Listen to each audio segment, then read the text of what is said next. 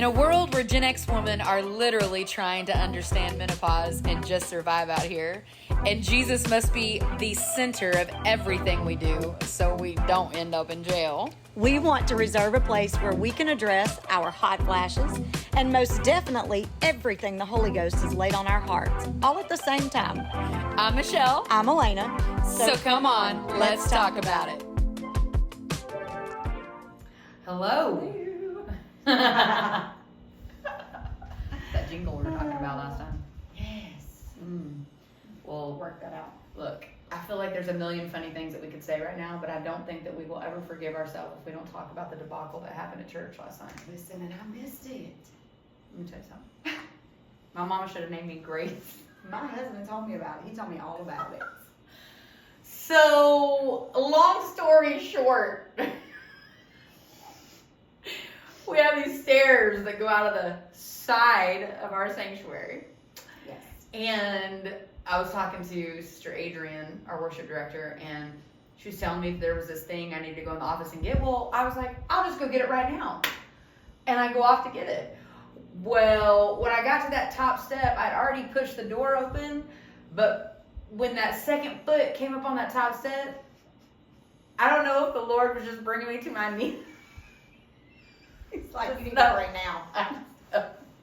I just know that without even, it happened so fast. I was on the floor. I fell on the floor, and I was just like this on my knees thinking, what do I do now? And I thought, I'm not even going to turn around. I don't even want to see if anybody's watching. So I just crawl out like a baby. Just crawl out of the sanctuary around the door. I waited till the door completely closed. Mind you, while I'm crawling, my skirt's getting hung up on my knee and I can feel it slowly sliding down, okay? And I'm like, what is going on? So I get out in the hallway, and here comes our husbands coming out that door, and they're both like, are you okay? I'm not injured outside of my pride and my dignity. I'm pretty sure that's crushed, okay? Pretty sure that's crushed. And how in the world nobody but them saw it? Even Sister Walden that sits right there, Ann said she didn't see it. So apparently I just went to the ground quick, and it just made like a brief thud. Kelton said he heard a sound and he turned around and he's like, Michelle's doing this out the door. I was like, what? Paddling? And he's like, no, she's on her hands and knees crawling out the door. I did not know what else to do. He said, Matt jumped up and said, what just happened? And I kept asking people, hey, did you see me fall? I was kind of disappointed they didn't at that point because it made for a really good story. I was like, Andrea Johnson, the one person that always catches us in our nonsense. Everything, yes. I'm like, she came up to me after church. I was like, did you see me fall? I was like, please tell me you saw me fall. And she goes, no, girl, I would have loved to have seen that. That's where we were at last night. It was nice. Michelle fell. That rhymes. Michelle fell. Write a song about it. Well, at least you're upright today and you're, not bruised up or cut up. He didn't sustain any. But I feel like Kelton is never going to let me Oh, forget. he's not. He's not going to let you Ever. forget it. You know? He literally wanted to have a wheelchair so bad in the driveway when you drove up today. Stop. And I was like, babe, we don't have a wheelchair. He's like, I wonder if one of the neighbors, stand and have a wheelchair. I'm like, they don't have a wheelchair. Girl. Yeah, he would have. He would have done it. So, today's episode is called Testimonies and Tripping. Or Falling into Jesus. Kelton said last night, y'all need to rename the podcast, Hot Flashes, Hardwood Floors, and Holy Ghost. I was like, what? My face was in the floor. My face was in the floor more than some of the deepest prayer meetings I've ever had. Okay? Prostrate in the floor. Half my body's in the hallway, half my body's on the step. I just wanted to see you crawling out the door. The crawling had to be the funniest part of all of it. That's funny. I didn't know what else to do. Crawling was the answer in that. All I could do was go with the answer in that moment, and that's That's where we got. So that's what we have for you today. Yeah. I fell. I fell in love with Jesus, and I just fell. She didn't fall into sin. She just fell at the floor. Fell. Well, yes. Okay, moving on. Moving on. What do you have for us today?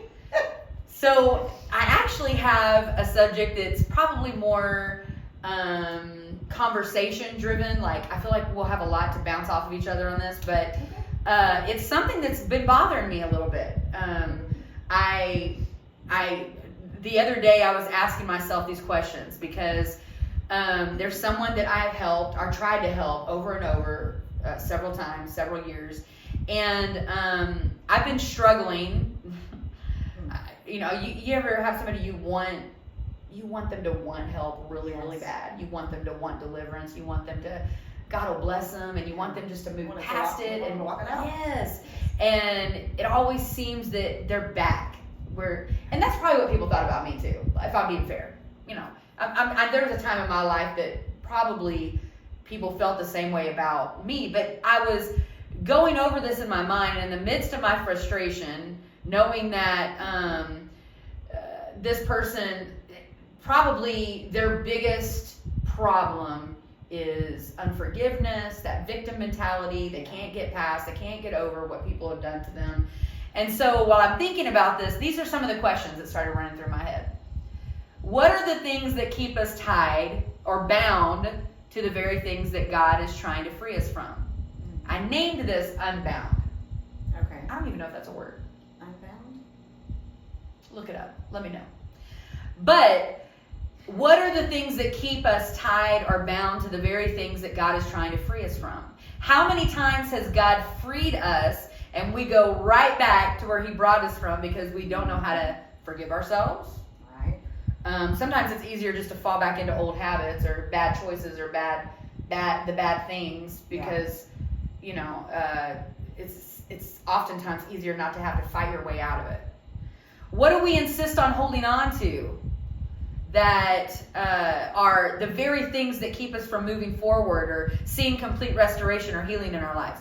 Are there things that God is trying to tell us to let go of that are the very obstacles that could potentially make or break us standing in complete deliverance and healing? Wow. Maybe these things are pieces of your past that you just can't say goodbye to. Maybe it's unforgiveness for someone who did you wrong and they ain't even sorry. Been there before. Maybe you simply fellowshipped with this thing, fellowshipped with it for so long that you don't know what your life would look like without it.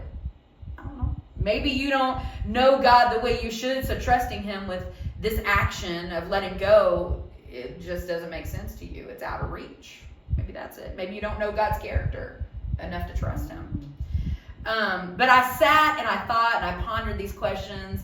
And the thing is so many of those questions I could see myself in. I've been there. I've asked myself these questions. I've been that person before. Not so long ago, actually. Like, I've struggled with these things.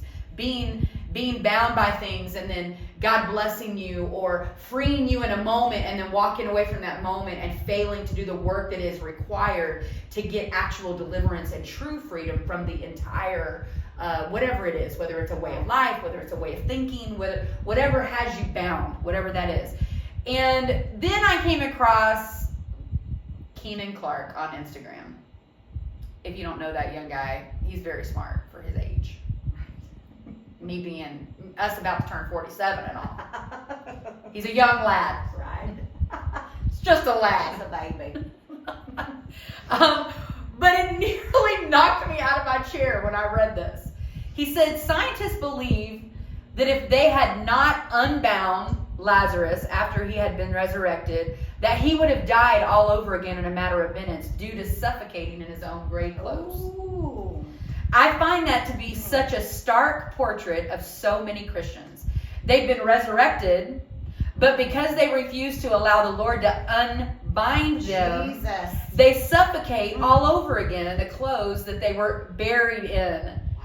What are you suffocating from right now, he says. Jesus did not die, be buried, and resurrect only to give you a couple more minutes of freedom, only to have you suffocate again in what he resurrected you from. it's time to get unbound. Girl, when he said that, let me tell you something. Wow. Y'all. Oh my goodness. I was convicted. I was knocked out of my seat. I was a lot of things in that moment because that was so profound to me. How I would have to say everybody deals with that. Everybody, it has some kind of issue that God has resurrected you from, and it has still remained in the room with you and suffocated you because you didn't know how to work it out. Yeah. And I put, if Lazarus had mishandled his miracle, he still would have ended up dead. If he had mishandled what God had given, if they had, even the ones around him, his circle, if they had not gotten the grave clothes off of him, his death still would have been inevitable. And when you think about that for a minute, think about ourselves, think about the people we surround ourselves with. We have an obligation. Wow. We have an obligation that when God does things in our lives, when he resurrects things, not to let them suffocate us. Absolutely. And mishandle the miracle that God does for us. It shook me. I ain't gonna lie. I felt it. I felt it deep. But then last Sunday, Pastor looked at me at the altar. I was up at the altar. I was with Morgan. I was with Logan. We were praying. She's in the altar a lot. I get called out a lot. You want to be honest. It's okay, you know. Work it out, God. If you gotta work it out, work it Usually out. I get called out with you, and I'm like, Sunday, I was like, thank you, Jesus. It's a real thing. Usually if I get caught out, she in line, or she was right before me. One or the other. I'm like, we went past her house sometimes. Yeah. It's that elite friendship, girl. It's that elite friendship. So I'm in the altar, and I'm praying with Logan and Morgan, and I'm thinking, he's talking to them, and he looked straight at me, and he said, you know what? He said, you've got to move on or move past the failures you made as a mother when you were lost. The problem is that you still hold yourself accountable and live in the failures you made as a mother during that time. Right. And you can't forgive yourself. So therefore it's holding you hostage. And you're making decisions as a mother now because you feel guilty. God's already delivered you. Yeah. He's already brought you out. And I'm like, he has brought me out. I am not that person anymore. I have been delivered. I am free. Yeah. But what he spoke to me was very much something that I walked away and I knew it already, but still, when your pastor's looking you in the face telling you, you ain't worked it out yet. I thought I worked it out. Apparently I didn't. You ain't worked it out yet. You need to go work that out. Yeah. And I remember leaving thinking, God, I don't want to mishandle all of the miraculous you have poured out into my life. The freedom, the deliverance, the freedom from addiction. I should be dead. I should be in prison. There's a lot of should be's. Absolutely. But I don't want to mishandle what you've done with my life and what you've given me in my life, because I can't walk it out or work it out and get out of the grave clothes that are suffocating me and causing me to make bad decisions. Girl, I'm going to tell you what. Wow. And we see it a lot in recovery. We see it a lot in recovery. Yes. And I say that because we work with people in recovery. You see it a lot in recovery, no matter whether it's addiction, grief, anger, depression, anxiety, whatever it is, whatever hat it wears. Mm-hmm. No one is going to get completely free unless they first want to. Right. And then follow that with consistency and submission to work it out in their life. It's going to take work, because you and I both know that complete freedom from what once bound us, it means that we have to decide or make this conscious choice to remove the grave clothes that will in fact, not might, will in fact suffocate us. If we don't, the very thing that God miraculously healed or delivered us from will only return to suck the very life or breath out of our bodies, spiritually speaking. The very thing. I'm telling you what, I don't know about y'all, but I don't want to be mishandling some stuff, okay? Wow. I don't want to mishandle what God has done in my life. I don't want to mishandle that. And too many times, what I've found, and what I put in here in parentheses, and I am guilty of this myself, okay? So just know, I'm preaching to myself, okay? You know the 1 point, 4 point back? Okay, I got that. But too many times what I've found is that there's always going to be those that walk away from an altar experience and believe that if God moved in their lives, that he will also do the work for them. What a misconception. Yeah. What a misconception. Because especially when oftentimes the lesson or the growth is in doing the work. Work it out. Absolutely. Work it out. But that's a pipe dream. When you walk away from the altar and God's blessed you and you feel victory, those are all wonderful things. Yes. That's the beginning. That's not the end. No. That's the beginning of something. That's just, you're just getting started. That's not how God operates, I don't believe. Now, can he? Sure. But so many times, or oftentimes, the miraculous may begin there, but the miraculous continues to flow through working it out, and the lessons that come, the refining that comes with that lesson, it's all a part of it. He said if we draw nigh unto him, he'll draw nigh unto us. He wants us to work with him, meet him somewhere. Yeah. He didn't say, you just stay there and I'll just come to you. He can, but that's not what he said. No. You come here, I'll come here. We'll work together and we'll figure it out. If we aren't working with him, then the only explanation is that we're working against him, which ultimately means that we can very possibly be our worst enemy. Let me tell you something. Michelle has been Michelle's worst enemy before. I'm just saying. I could, in multiple areas of my life, there have been moments where I have been my worst enemy because, well, number one, I would assume things. Don't go to the altar and assume that just because God blessed you that he gonna work it all out and you ain't got to dig your way out of what you got yourself into. You know? Don't assume things. Shirley would say, don't do it. Don't do it. You out of order. It's out of order.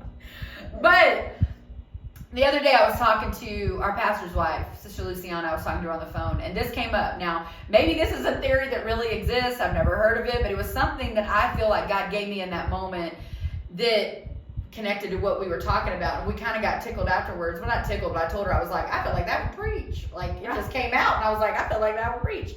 But I called it a pit mentality. I said, life was going to bring struggles. We know that. Everybody's life brings struggles, no matter what it looks like. So life brings struggles, and we find ourselves in a pit, whatever that pit looks like. And the pit can represent any struggle you might face. So here you are in the pit, and God touches you and shows you that he has more for you. He's going to bless you. He's going to touch you. He's going to reach for you. He's going to show you he has not forgotten you. He shows you that healing and restoration exists just specifically for you. And in the light of his glory and grace, you've got two choices. You got two. You're going to choose to be encouraged by what God's done. You're going to use that as motivation to claw your way out of the pit, no matter what it takes. Right. Hopefully you got them big, long, fake fingernails because you're going to need them. But you might be breaking some nails. And when you get up, them nails are going to be dirty because you're going to be clawing at some things and tearing some things apart and working through some things and barriers. And make no mistake, you are going to be exhausted. It's not going to be easy. No. Because it wasn't easy getting into it. It ain't going to be easy to get out. And you didn't get into it overnight, and you ain't going to get out of it overnight. But you are literally going to have to fight your way out. You got that choice. God touches you. He shows you some things. He shows you what he can do for you. And then the work begins. And you got to fight your way out of that pit. Believing that God is going to use the process to grow and change your life. Right.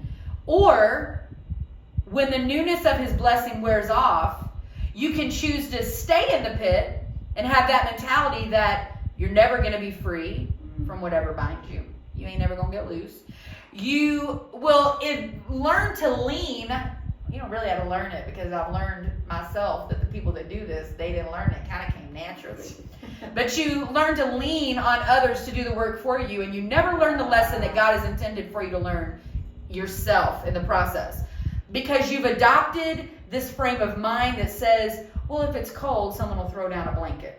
I ain't going to claw my way out and go find a warm place. I'm going to fight my way out of this bad situation and go get where I need to be. If it's cold, I'll just sucker somebody into throwing me a blanket. I'll give a pity party.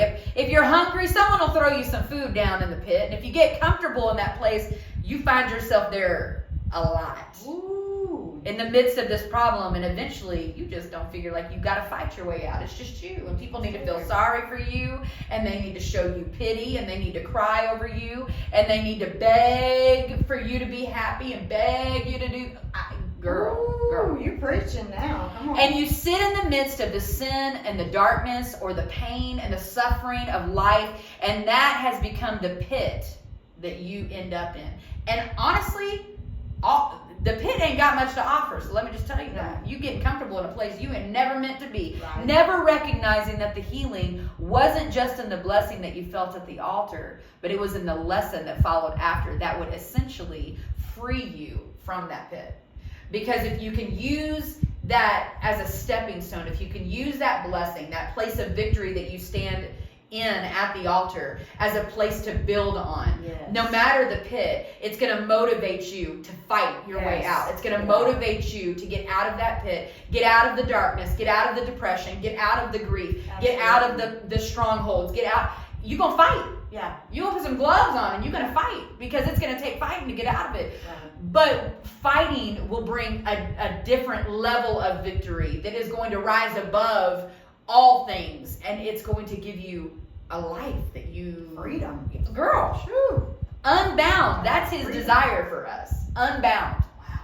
Unwrapped. Get the grave clothes off of you. Don't let yourself get suffocated by what you allow to remain in your life after God is saying, I can deliver you. If you'll just do the work, if you'll just recognize this has got to be done, and you'll trust me, because you can't trust someone you don't know. No. So if you're going to trust him, you got to have in that pit. You're going to have to start crying out to him. You're going to have to start. You're going to have to start giving that praise or that sacrifice that costs something. Yeah. You're going to have to start getting real. You're going to have to start breaking down all of the facades and the fakeness of where you are, looking at what the real thing is, what's the real problem, and tearing that. Because unbound, that is his desire for us.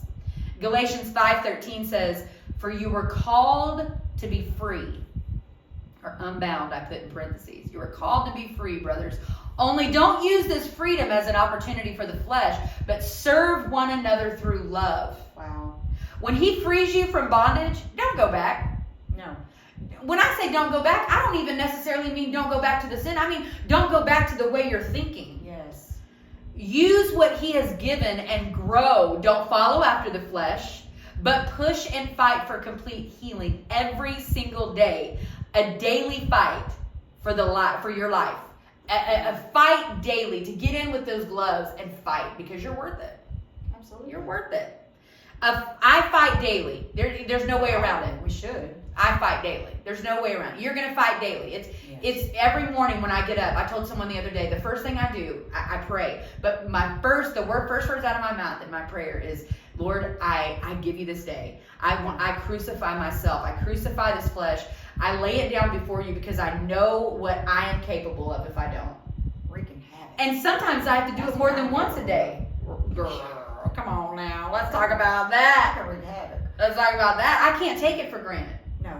I can't take it for granted. But how would things have looked? They would have been colossally different if these people would have mishandled what God had done in their lives and neglected to be intentional about standing in places that God wanted them to stand. If these people had not got out of that place of bondage, if they had allowed themselves to just stay there. Ruth, if she had just taken the blessing of the exposure that she had to her husband's family, that exposure she had to Naomi, that she obviously loved because it caused her to choose her. If she had just taken that blessing for what it was, and then when Naomi said, you need to go back to your family, she was like, you're right. What if she listened? Like, for real. Let's think about that. If she had just stayed in that altar victory, like, thank you for the experience I've had, but I'm not going to continue to tear these off and find out what that destiny was. You just talked about the threshing floor and all that happened at the threshing floor for her, Naomi, Boaz. That would have changed Naomi's life. Naomi's life wouldn't have even been the same. But because she refused to let grave clothes suffocate her, and she went ahead and made that move to step into what God had and work and fight, because make no mistake, Ruth walked into a lifestyle that she didn't even know, into a land she didn't know, a culture she didn't know. She didn't even know what the future looked like for her.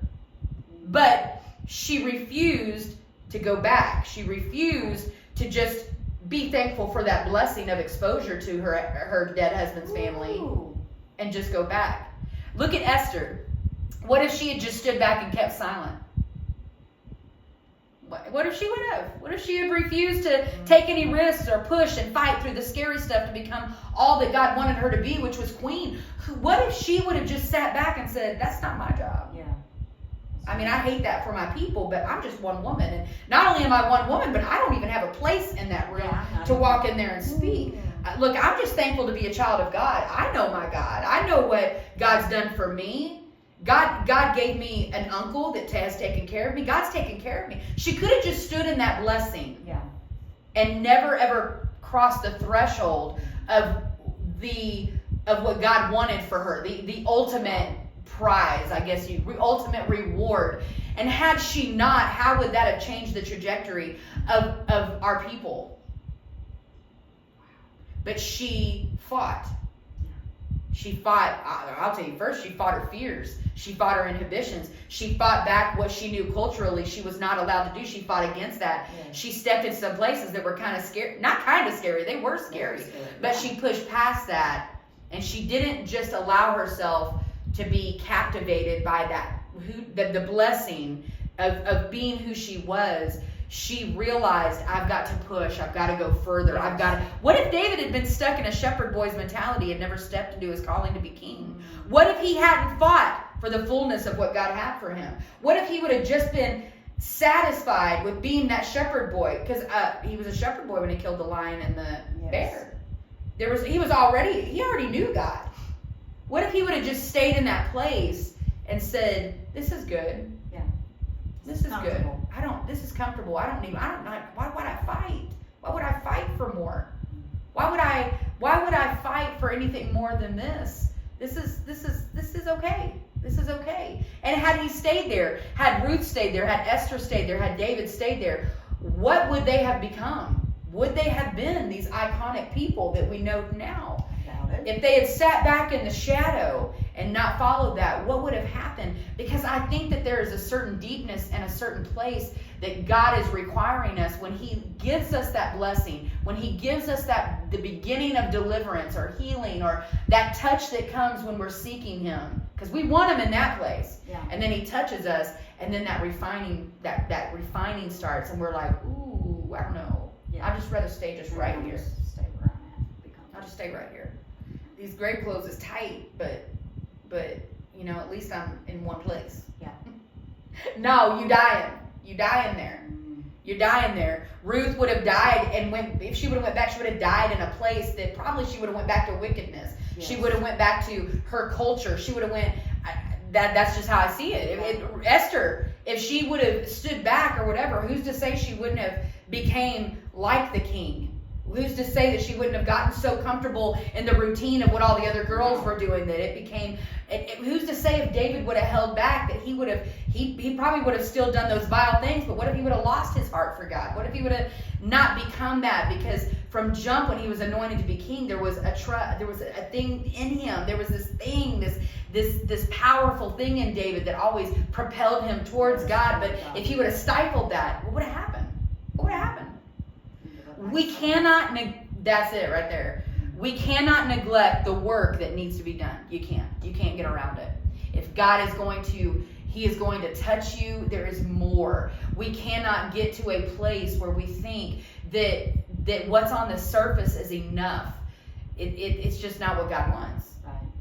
It's not what he has for us.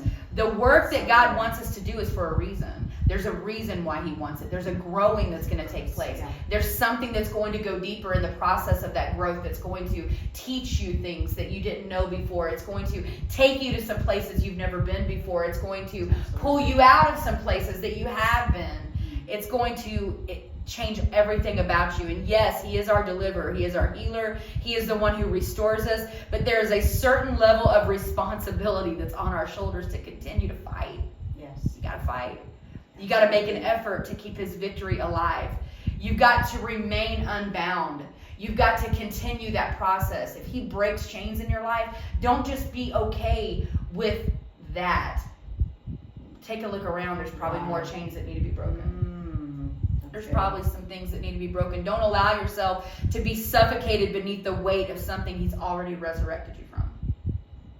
Because I've seen it happen.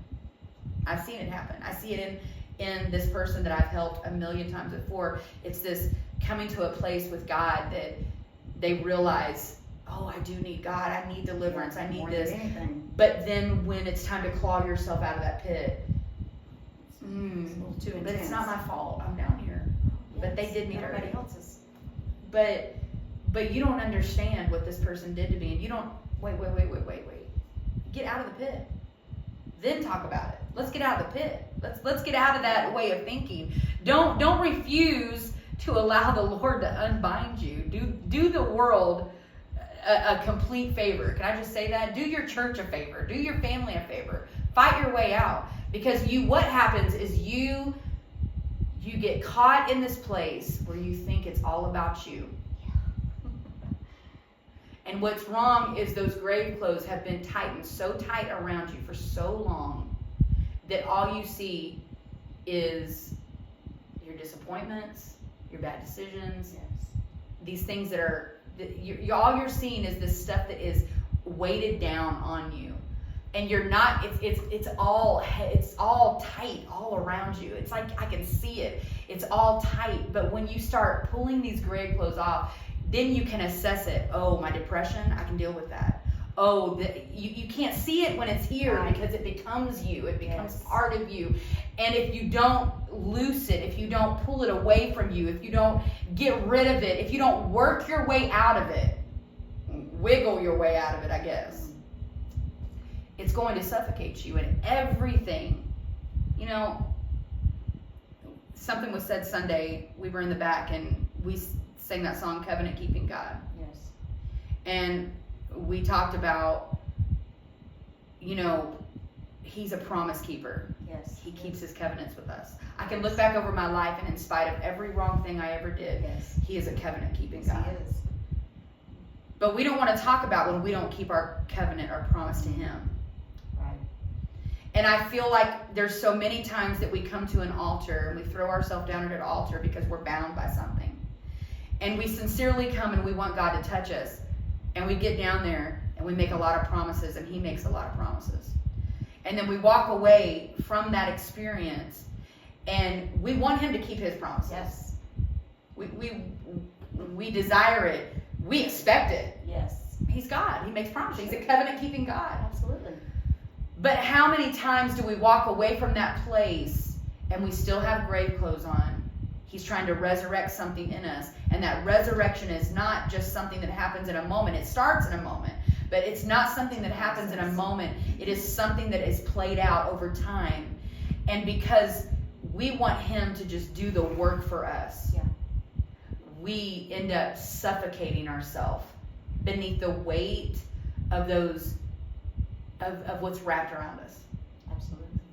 When in reality, the whole time he's saying, if you would just tear it off, Just get it off. if you would just work your way, if you would just claw your way out. You know, I think of what it would be like if someone kidnapped me. That would be really bad for them. Okay. Yeah. Because let me tell you something. If somebody kidnaps me, number one, I'm going to be telling them how to drive. Number two, I'm going to be talking to them about Jesus so much. They They don't will have bring you back. no choice but to murder. It's going to turn from a kidnapping to a murder. No, they would drop you off somewhere. I feel like they would be like, they would pull over and be like, ma'am, get out of the car. But I could just see if they took. Now look at me. I ain't no Olympian. I know the Olympics is going on. Y'all look at me. It ain't no shocker that I'm not in figure skating or I ain't running hurdles. It's no surprise. I get it. I'm okay with that. But I'm going to tell you, if they dug a hole in a pasture somewhere and threw me in it, this chunky monkey is going to be clawing. I'll do anything I can to get out of that pit, girl. I ain't going to stay in that pit. Right? And you know what? I may have my best dress on, but I don't care. I'm going to claw my way out. Right. If we don't get that mentality spiritually, we come to an altar and we make some promises and we walk away with expectations of a God that is able to do all, but he's looking at us saying, if you'll draw nigh unto me, if you'll come if you'll just come, I'm going to come to you. I'm going to keep my promise.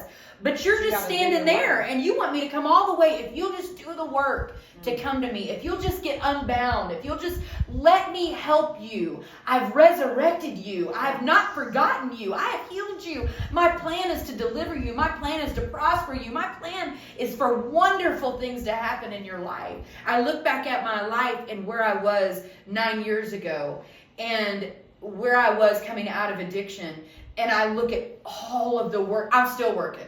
I look at all the work that I have done over 9 years, and I think about the fact that if I had given up here, I would not be here today. For sure. Yeah. And I remember, don't you remember being there thinking, I can't go any further. Like, I never see myself as that. How am I going to get this done? What am I going to, My greatest lesson wasn't in God healing me, because I knew he was a healer. Oh, sure. I knew he was a deliverer. Yeah. The greatest lessons that he taught me was when I finally made that decision to say, okay, God, if your promise is that you'll draw close to me, whatever it takes, I will claw, I will fight, I will, if I've got to be exhausted, and make no mistake, it was exhausting, and there were times when I was dirty. Because, and I don't mean physically dirty, but I was dirty because I had to dig through some of the dirtiest, filthy things of my life to get out of a mindset and a life that he wanted to deliver me from. And I look back and I think, if I would have let go of it, if I wouldn't have done the work, I don't know who needs to hear this. I don't know. Maybe it's just for me. No.